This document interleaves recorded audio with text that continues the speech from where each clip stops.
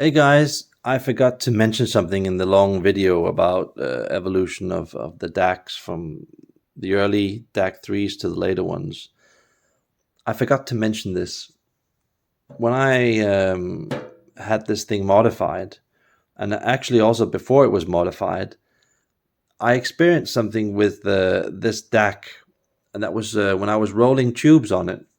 I realized that because it's an old school DAC that has a more limited type of sound, the best type of tubes that work on these are the ones that are, I have to say, slightly lower quality, that have a more conservative sound. Because what I've experienced is that the top tubes that I had available, they were so good that they were zooming in on too much noise with this DAC. And that's what I want to share with you guys, is that once you get over to the better versions of, for example, this DAC here, this DAC 3, once you go from the earlier versions of it to, let's say, 2005, 2015, 2025, you will discover with time that you can use more levels of tubes on the DAC, and you will be able to get away with it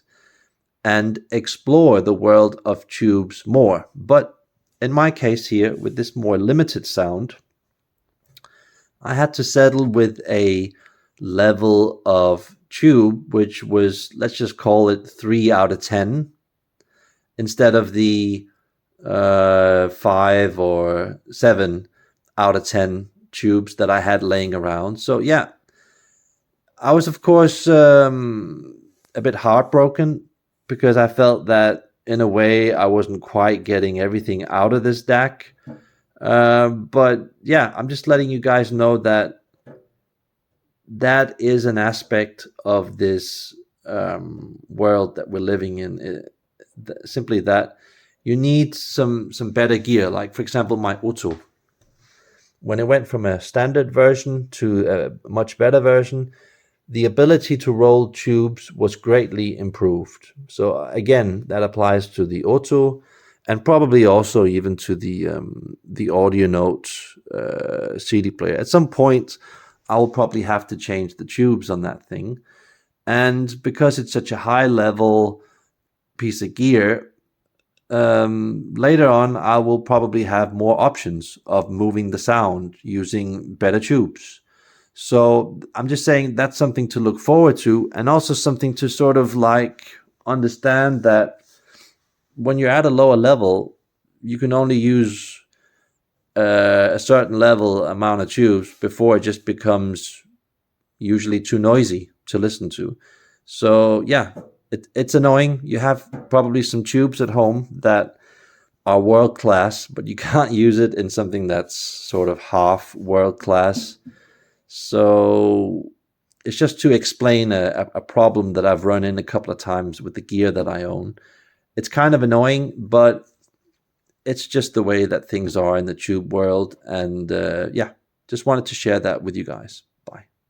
Oh, and before you go, I also want to share a different thing that I noticed. In general, I've noticed that with these audio note pieces of gear here, where you can, I think you can sort of, isn't there like a fuse? Well, probably when you remove the whole power plug underneath here, there's probably like a fuse you can change. I've noticed that audio note in general, you want to use the original audio note fuses, even though they aren't like super world class and pretty basic in sound. If you start changing the audio note fuses, and let's just say you use the exact same type, but you go over to something like an improved copper or silver version, you do it on the DAC or you do it on the amp or the CD player. I just want to tell you guys that I have pretty bad experience doing that on audio note gear. And that's because audio note gear is already colored in sound. So when you start introducing different types of materials of specialized fuses, that you can usually only get away with it when you choose the very, very, very, very, very best ones. And I'm talking starting from hi-fi tuning, going up towards QSA, that type of fuse.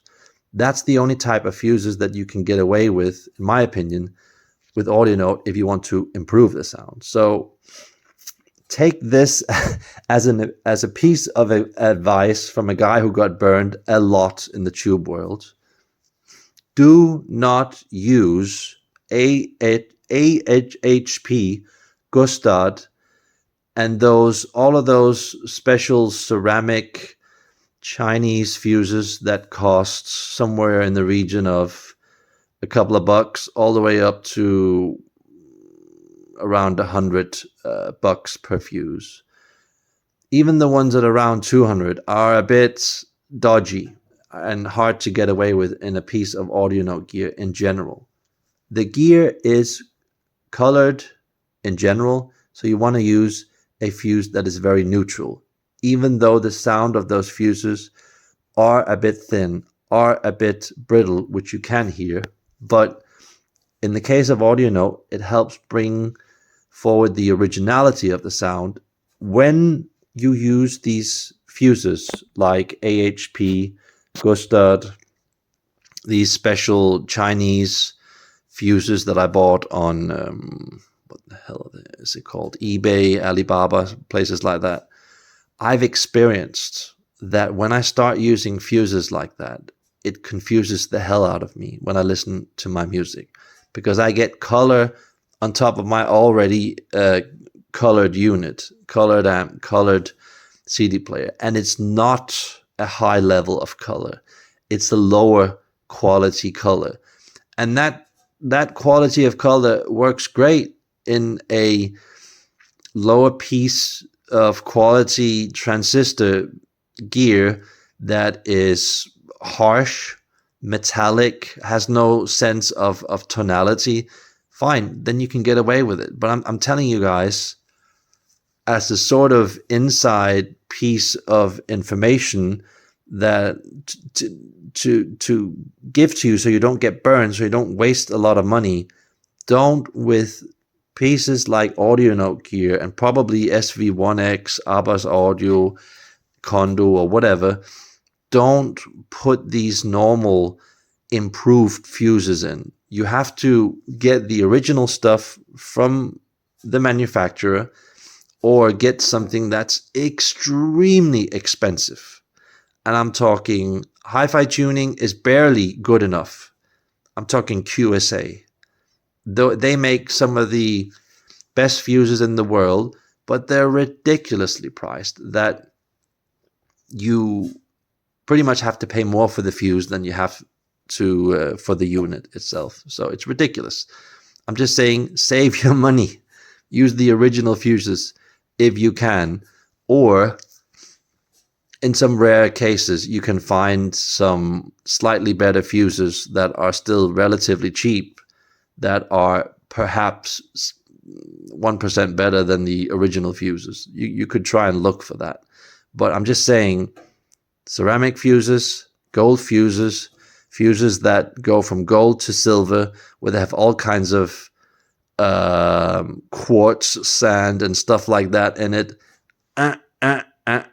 doesn't work on Audio Note gear, DAC, amp, CD players. It colors the sound too much. It creates a soup of detail where you lose all the originality of all the parts that goes on inside. I can't hear the journey of parts that are going on inside of the units. Here, and here. It sort of becomes like a blockage in the system, weighing it down, going like brr, putting like fat, weighing it down, simplifying the music, generalizing music. So I just want to say to you guys, don't do it. You can get away with stuff like that on gear like Macintosh, especially the lower, weaker models that distort more and have a more brittle metallic sound. Those types of units, go nuts. There you can have a lot of fun. There you can make a big difference. There you can boost the sound. get like 25, 30, 50% better sound in many of the aspects of the sound. But I have to say that even with stuff like Macintosh, Aquaphase, whatever it's called in the transistor world, it still to some degree biases the sound and goes away from the original, more flawed, brittle, and harsh sound, which you to some degree need. I'm sorry, you need it so you can hear your cables, your plugs, and everything else, your really good power conditioner. You need it. So I'm telling you guys, if you can, stay away from fuses. Stay away from also stuff that you can put, which is oil on the cables. Stay away from that. Stay away from all kinds of cheap dampening devices. If you have to get into dampening devices, use stuff like this, Artesania dampeners. Yes, you can get away with it, putting it on like an amp here, on top here, where the transformers are, and you can get away with it here and here. It creates a more dampened, controlled sound with a bit more black level, but because it's on the floor, you are also creating another form of noise on top of that. So it isn't an optimal solution. For that to work, the gear has to be uncoupled from the floor on a special piece of furniture. I don't think that most furniture are good enough at decoupling the gear. So that thing over there, those dampeners, they only really work on gear like this that has something like an Artesania piece of furniture here. When you do that, then these are pretty much essential. Then you can bring down the noise of this and this and this, probably to around half. And then you can start getting into really high quality cables and hearing stuff that other people usually can't hear. And that's how the game of hi-fi works. That's how you get success in hi-fi. That's how you make everything react, and how everything in this complex world of audio gear starts to make sense. And let me also share another tip with you guys. Notice that I'm pulling the power from this plug over here. That is shared with the group that is over here, where I have a PC down there, as you can see. And even though that PC is off, it's on standby. It's got a thing like this lighting up. All of this stuff here that I'm listening to is shared on the group, same group of these electrical lights and this light over here. So when I have my PC running, it's actually to some degree interfering with my sound here. The radiators are interfering with the sound. So of course, when I listen to music, what I do is I turn basically everything off. And it's not a perfect solution for an audiophile like me especially. But I'm saying that all of these things, they matter. When I have radiators on, and especially the PC on at the same time, it squashes the sound. So the sound doesn't come fully over to my listening position over here. It comes more over to a place like this. The sound gets generalized, softened, compressed. I lose a bit of the variety in the sound. I don't quite get the stereo separation.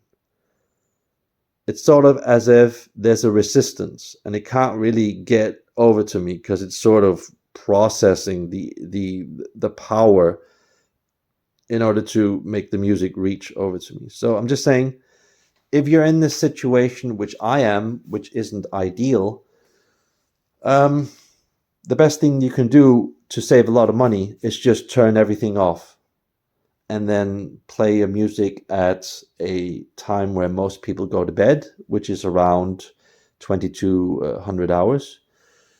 At that point, you can make something like this, which is a problem, a lot less of a problem. And of course, later on, I can move all of this stuff here onto a decent piece of furniture, and I can graduate from that piece of furniture to something that's like, I don't know, an artisania piece of furniture where it's up in the air, decoupled from the floor using dampeners. So I'm just saying all of this stuff, don't think of it as if it's a challenge, a bother, a thing that doesn't make you enjoy music when you're listening there. Think of it as a game within a game within a game, where you can do a lot of stuff to manipulate sound so you in the end can connect with whatever gear you have. I'm just showing audio note gear because that's what I own. You could have something completely different like Sensui or Classe or Nate or something like that. That's fine with me. You can still apply everything that I said to those pieces of gear. I just want you to be happy, to feel the true connection to music and feel like there's the huge amount of potential that's coming out. That's what I want. So I hope you guys enjoyed this video. Have a nice day.